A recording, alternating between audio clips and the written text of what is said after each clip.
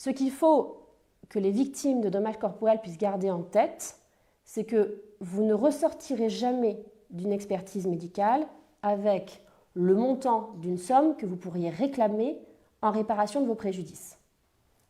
Ce n'est pas le rôle de l'expert, et l'avocat qui vous donnera une somme soit sera très très fort, soit à mon sens sera très inconscient. Parce qu'on ne peut pas chiffrer en sortant d'expertise le montant des indemnités dues ou à réclamer.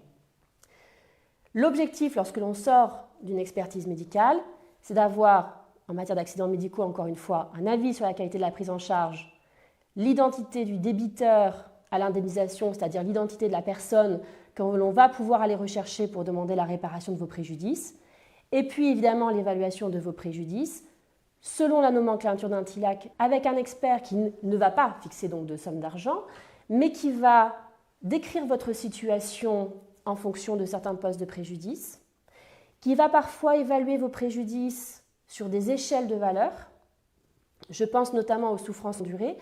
On évalue les souffrances endurées sur une échelle de valeur de 1 à 7. Avec ce détail, qui n'en est pas un, c'est que cette échelle de valeur, elle est commune. Elle est commune à tout le monde, à toutes les victimes. Qu'on envisage une victime qui, par exemple, aurait eu une jambe cassée, à la victime qui, malheureusement, est aussi tétraplégique à la suite d'un accident. Donc, c'est une échelle de valeur qui est commune pour tous et que les experts, évidemment, ont en tête et qu'ils vont appliquer pour certains postes de préjudice. Et puis, dans d'autres cas, ils vont devoir fixer des pourcentages. C'est le cas notamment du déficit fonctionnel permanent qui sera évalué sur la base d'un pourcentage. C'est pour ça qu'effectivement, je vous expliquais, vous ne pourrez pas, en tant que victime, sortir d'une expertise avec un montant indemnitaire à réclamer. Ça, c'est le travail de votre avocat. Une fois que le rapport d'expertise aura été rendu et vos préjudices évalués selon le détail que je viens vous donner.